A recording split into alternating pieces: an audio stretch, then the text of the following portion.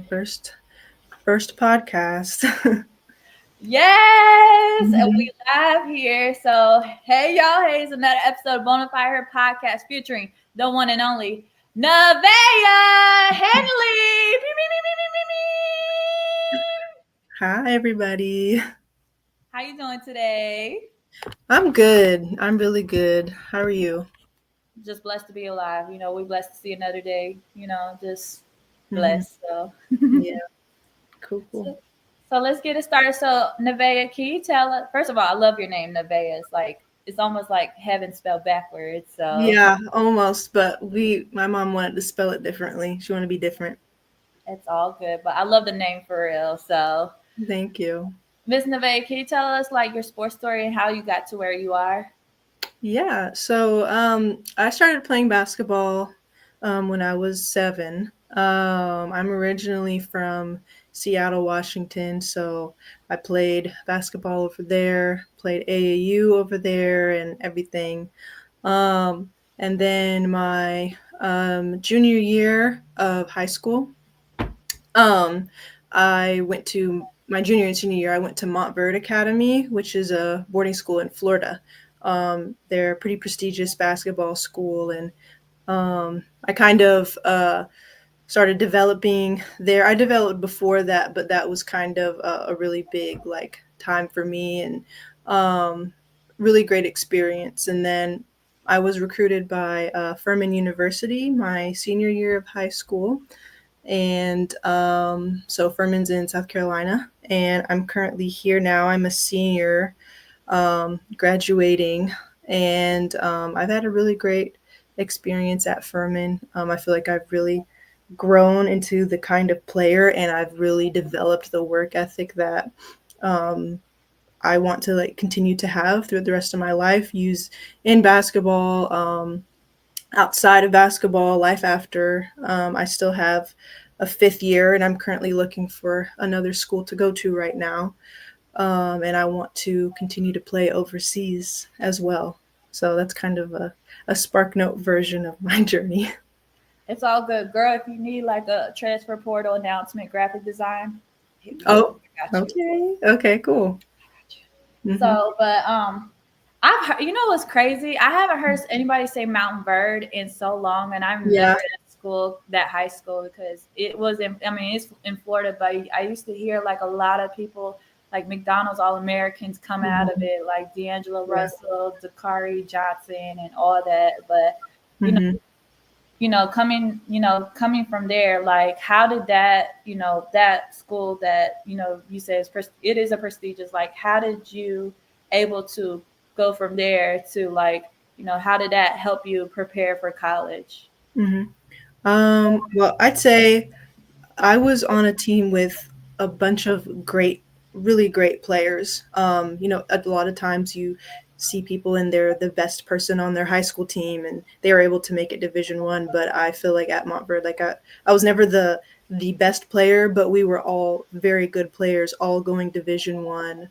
A lot of them going high major Division 1, ACC, SEC, and like I feel like playing with that level of competition every day really prepared me to play Division 1 basketball and realize, you have to work for your spot, you have to earn your spot, and I learned that early, and I feel like that really paid off. As a freshman, I was able to work my way up to start. I made the all freshman conference team, and that was a very proud moment because I take pride in like getting in the gym extra, and practice is not enough. And I definitely those I learned that from a young age, but I definitely learned that too at Montverde and had to practice that at Montverde. For sure. And Furman is also like, they're part of the SoCon conference, which is the Southern Conference. They have a great competition there. So, but from your experience, what would you say like, there's a lot of people like to downplay mid majors and stuff. So, you know, what would you say is probably the misconception about mid major competition that you want people to like be more aware, like, hey, we here. So, Hmm. Yeah. I mean, I would say mid-major schools can can do big things. I mean, there's always mid majors in NCAA, and they can make it past first round. They're not always just first round teams. I mean, our men's team here, they uh, they made it to the second round 2 years ago, and they beat Virginia on a buzzer beater. Like we are competitive, and also, you know, if you're a player coming out of high school, and you know, sometimes when you go to high majors, you may have to wait your turn. You know, there's you're playing with really great players, and so you may have to wait till sophomore, junior year to play. Versus, you know, sometimes mid major, you still have to earn your spot, but you can still like play, get in and try and play your freshman year and kind of do what I did. And but you know, with that also like we can compete. I mean, you see it all the time. Every NCAA tournament, March Madness, it gets crazy, and we'll knock some teams out first round. Oh, absolutely. I remember exactly which one you were talking about. That Furman versus Virginia. That was crazy. And it was like the second time that Virginia was like ranked number one and get Hmm. knocked out by a 16 seed. So I'm like, Yeah. dang, like Hmm. Virginia, y'all can't hold a number one seed for nothing. So like, Yeah. so my question for you is like, as women's basketball and women's sports continues to increase, what's it like to be part of that history, to be part of that movement where, you know, you are one of the reasons that women's basketball continues to grow in viewership, revenue, and everything? Hmm.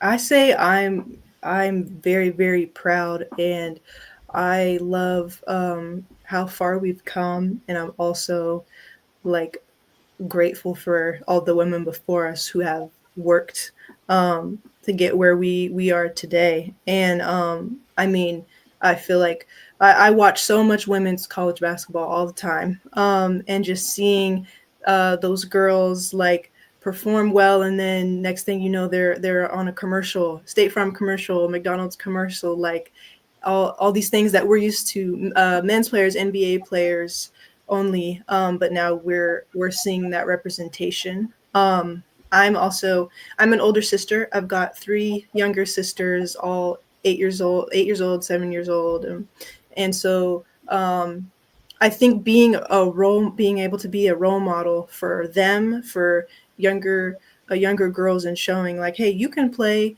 Division 1 basketball. You can do that while making money, and you can go pro. It's not this small percentage anymore. Like, you know, like only the top 1%. Like it's growing, and you can do what you want to do. You put your mind to it and you work. So I love being a part of it. I love watching it, and I love being a role model. Dang, that was going to be my second question. You mentioned about Roma. I was like, dang, she definitely made sure. And I said, usually it's about references. I was like, she got it nailed to the Hmm. point. Yeah. So, you know, you mentioned being a role model. You know, I think inspiration is definitely one of the biggest gifts you could give to someone. Hmm. And, you know, for you, you know, when it comes to representation in women's sports, like you mentioned being a role model, especially for your siblings, is so important. But for you, what's it like? You know, how important is representation to you as both a college athlete and a, you know, a mixed or black woman? Hmm. I Represent. apologize if I mistake. If it, I want to make sure to get it. Oh, yeah. So, No, I'm mixed. I'm biracial. Yeah. okay. Yeah. I just wanted to make sure. I just wanted to double check out. If I Yeah. apologize. So No, no, no worries. Yeah, so I would say extremely important. I mean, representation of all shades matter. And so I think seeing different players, Juju Watkins, Angel Reese, all these players, these black females, like in the media is extremely important. You know, like a lot of like growing up, it's real. I feel like it's very important for little girls, and especially little black girls, seeing people who look like them do what they can do. And I mean that in whether that's basketball, successful black women in science and education. Like when you see people doing what you aspire to do, it's motivation. And so um I really think that that is important. I love being able to be that for some girls out there, anyone who loves to watch Furman women's basketball. I know we're a small school, but I think it's important, and it's also important for us to like be kind to those fans. Whether you're a big school or a small school, if there's a little girl that wants you to sign their poster or take a picture, like always, even if you lost that game, you got blown out, whatever, like you still, to them that doesn't matter. What they cared about is coming to see like a player that they enjoy. So I think being a good player but also being a good person is great within representation. I love the point that you made, especially like, just where, you see kids coming to watch your favorite player and, and then you write on it, it costs nothing to be kind, y'all. It costs Costs nothing to be nothing. costs nothing. And you usually say that all the time, especially like, so I always say that athletes are humans first. Mm-hmm. And especially for athletes, mental health is so important. So my question for you is, how important is mental health to you? Yeah, big topic, important topic. Mental health is extremely important. Um, I think I think my experience with it, and also hearing other people's stories. I feel like I've seen a lot of stories where women's female athletes in general, when they get to college, their mental health has gotten worse, have had lapses, and I definitely think it's hard maintaining that student athlete balance. But I think the main thing about that is choosing a school that you have a good relationship with your teammates and a good relationship with your coaches. If you can count on them to be there for you, you won't feel so alone and isolated in this time. I know everyone's battles are different. Some are more serious, and counseling. I'm a big believer in counseling, the therapy that you need, of course. Like always take advantage of your resources. Don't be scared to reach out. But I will say, like, um, it is important to have a support system. I've loved my teammates here and my coaching staff here and them and the resources that they're able to give me. But yeah, mental health is very important. Of course, like I think, one of the things is that, a lot of people need to understand and remember that, college athletes, they are human. Like they feel they're human first because, a lot of people don't understand like the day in the life of a college athlete, like how much it takes a toll. Like imagine balancing, college, the books and athletics. Imagining waking up at 5 in the morning to get ready for weights and everything, and then Mhm. don't get home till probably like 9, 10, or 11 at night. So, Yep. but Yeah. my That. question, go ahead. Sorry. Oh no. That is one part I forgot to mention is like the finding the time to take care of yourself and really find your routine. I will say it's easier said than done. I did not find a self-care routine until end of my junior year. um, I feel like it's talked about like have the self-care day, but I mean it's just easier said than done. But I found that if you have an off day or some pockets of free time, yes, it's important to sleep in or get rest, take a nap, but also finding time to just like go do something that you enjoyed doing before you were a student athlete, because you don't always have that time to go on those walks or go to the movies or art if you're into art. I love coloring, so finding time to go do something else that will like boost those endorphins that's not your sport, and just sitting and scrolling on TikTok, Instagram, like it's fine, it's totally fine, but always being aware like okay, is it helping me right now? Is this actually making me relax, or is am I having an unhealthy relationship with social media? Ooh, let them know. Let them know. It's. I mean, it's. Cause I don't know if you remember, there was like a whole trend on social media, especially on TikTok, where the whole "you're so funny," and then some of the athletes were like "thanks" and all this stuff, and Yes. I'm like, yo, just hearing like some of the things that like Mhm. literally caused like this. I'm just like, this is. Mhm.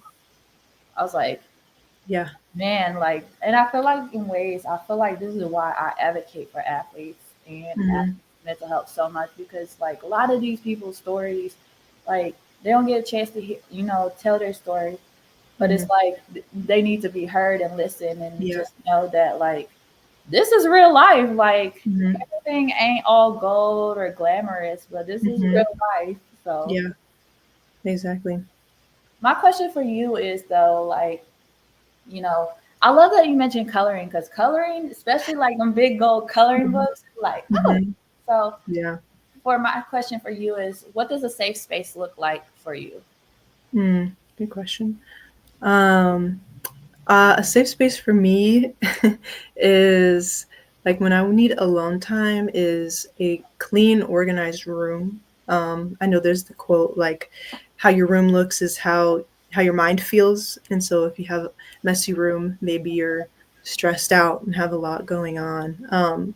So I do think that having an organized room for me to feel like I can come in and get what I need to done, whether that's a little bit of homework, the coloring, um, and like being able to just chill. And then another safe space for me, I'm very like when I have something going on, um, I like to talk about it. And so my safe space is definitely my close friends and close teammates here that I've built that relationship with.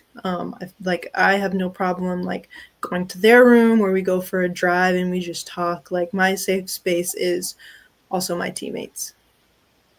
For sure. I think, that bond sisterhood, like Mhm. form with your teammates is so important, especially like it goes beyond like just basketball. It can go beyond like in life where like anything can happen. So, Mhm. Yeah. my question for you is like, so who would you say is that someone that, inspired you to play basketball, or like that role model for you? Mm. Good question. Well, like I said, I am. Well, I'll start with my dad played basketball. I think my dad is the one. He played. I think Division 2 somewhere in Oregon for a little bit. So I was gonna be a basketball player no matter what. He was gonna at least have me try, and I was lucky enough to fall in love with it. And my mom tried to get me to. She's like, you should try volleyball. You know, you might really like it. You know, you're tall, and I was like, no, because I was good at basketball, and it was like, no, this is what I'm doing. And I think if I could go back, I would try other sports, but I would. It's a great question. Like I've loved so many WNBA players, Candace Parker, Sue Bird, Jewel Lloyd.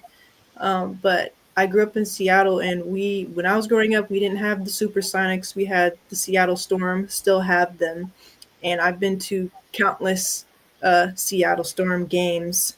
And I think being able to go to those games and see high level basketball and see just how that team has like grown from not so great seasons to I watched them play the year they won championship and just watching specifically like Jewel Lloyd, Brianna Stewart, Sue Bird, like they just worked so hard. They made basketball look effortless to me, but they were just such workhorses. And so I think being able to see like live WNBA great female athletes was really inspiring for me growing up.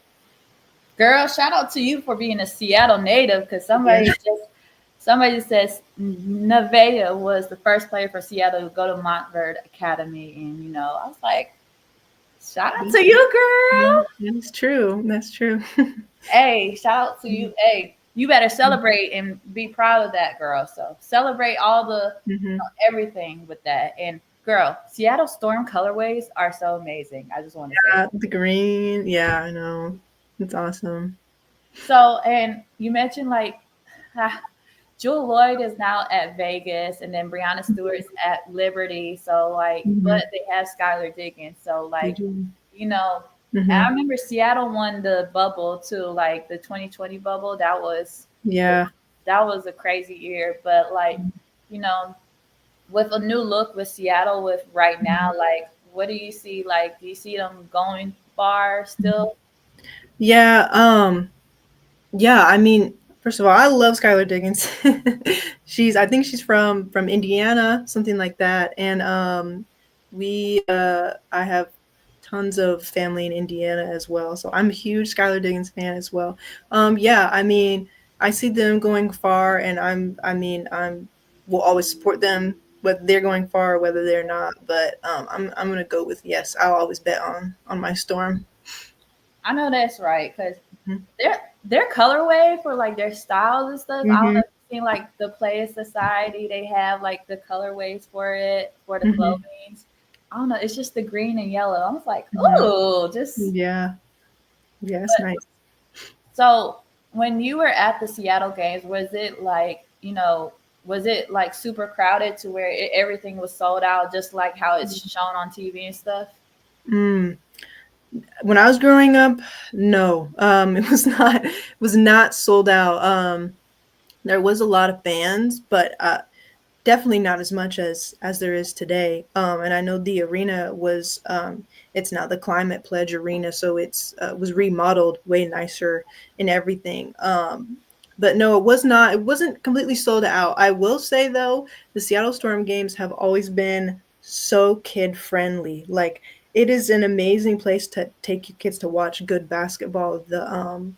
Their mascot is extremely like super active to the point where I'll never forget every third quarter timeout, like one third quarter timeout, you would go with the mascot. I forgot. I'm blanking on his name right now, but he's this big red furry guy. All the little kids go, and he has like a little train, and you're on the court, and you're like going in a train. All the kids like run on, and then the horns go off, and you run back. Like it was so fun, and the t-shirt toss, all of that. But it's super kid friendly, even if it wasn't sold out. Cause it like just I think like you said, like it's grown a lot for real, Mm. and just to see that, and I think it's just amazing to see. And my question for you is like, if you had to if you had to tell your younger self what to expect on you know what to expect in this ride of journey, what would you tell your younger self? Um, I would tell little Nevaeh to be confident in herself. I don't think I grew up a very confident kid. I think I had to like learn to be confident. I would say like be confident and have fun with basketball. It's not all serious. You know, you need to find the fun in it. And I really don't know if I found I was always so like serious and wanting to work, but I feel like when I got to college, I found that like love and that fun. Shout out to all my coaches who really helped me like develop that confidence and everything. But just be confident in yourself. It's okay to make mistakes, and just love the game and remember how far it's going to take you, and keep in contact with those friends, those coaches, everybody that you played with and had a good experience with. Absolutely. And, you know, you are doing an amazing job. And I know I just met you, but I still believe you're doing an amazing job. Thank Just, you. you continue to be the wonderful person that you are. And I could tell you wonderful because I could just tell by energy and stuff. Thank you so much. So my question for you is, if Mm. you had to describe your journey overall, like whether it's a phrase, a scripture, Mhm. or a word, what would it be? Mm, I would I'll give you a quote. I would say the God gives his toughest battles to his strongest soldiers. And I know I haven't mentioned this yet, but I'm on my second ACL injury. I tore my first ACL in my sophomore year of college, and then I'm currently working through my second one on my left knee. Um, and that's not the only hardship I've been through. I've high school, whatever, middle school, like it hasn't been easy working through confidence or feeling like I had coaches that didn't quite believe in me. And then getting to college and feeling like I had it all figured out. I found that love for the game always in the gym, and then these injuries happen. Long recovery, but it is. I would say injuries are so much of a mental battle. In full transparency, this knee injury, this second time, has been a lot harder for me mentally than the first time, just because you're questioning, like, why me, why again, why when I already went through this, why is it happening again? But it I fully trust the process, and I fully trust that it happened for a reason, and that um, it's making me stronger, to leading me to find a school that believes in me despite my injuries. They know I can come back, trusting my work ethic. Um, but yeah, God gives his toughest battles to his strongest soldiers. He really I know. does. I knew that one Mhm. too. I Yeah. swear. It's like God gives his hardest battles to his strongest soldiers, and only the strong survive through the trial and tribulations. Hmm. Very true. But one thing for sure, those trial and tribulations can turn into a testimony that can help a person like be relatable and stuff. So, Yeah, for sure. but I always ask my guests this question because bona fide means authentic and unique. So, Mm-hmm. what makes Miss Nevaeh Henley bona fide, and what makes your story just stands out? Um, I would say that one thing I get all the time that kind of makes me stand out is I've been from coast to coast. I grew up in Seattle. Moved to Montverde, which is in Florida, two completely different corners of the country, and I moved when I was 16. Like, I know how to be away from home, and I think that um, doing that and then staying in Furman, which is in South Carolina, still a 6 hour flight from home, and so being able to be independent, kind of mentally, like, kind of make it on my own a little bit. Of course, I had my people and my resources, but I've I feel like I'm a very independent person, and I've learned how to make some tough choices on my own. And so I would say that just growing into who I am and all of that makes me pretty unique. Ooh, okay. Yes. I know that's right. Yes. Oh, this is my fan effects. I'll be like, yes. Oh, okay. But like, yes. Because I always say, if I hear something like that's drop the mic, fan effects, I'm Hmm. like, yes, I'm here for it. So I love your energy. You're awesome. I do my best. I just, Hmm. because for me, I feel like, you know, I just I just want to see a person be happy and be like, Yeah. yeah. So I'm Hmm. like, I know there's some happiness. I know there's Hmm. something. I know it.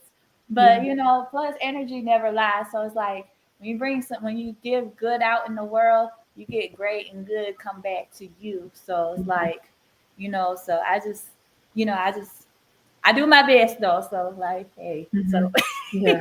No, I agree. You will receive what you put out there. So I love that, and I love the your positive energy for sure. I'm gonna cry later on, but I'm a cry. But I just want to give first of all, it is Women's History Month, y'all. So you got to give all the flowers to all the women in sports and everything. Hmm. First of all, giving my flowers to you because not only is Women's Sports History Month, but it's also Women's History Month. But I think I definitely want to give my flowers to you because your journey and from hearing your story is truly amazing, and I want to give my flowers to you because, like you said, God gives His hardest battles to His strongest soldiers. and only strong survive through trial tribulation. And what you are doing is truly amazing, and you are doing so fabulous, overcoming so many things. You know, it may not be where you at right now, but it's further than where you have begun. And I think you're gonna continue to shine that light for so many other people. And you just doing an amazing job. And I want to give my flowers to you, girl.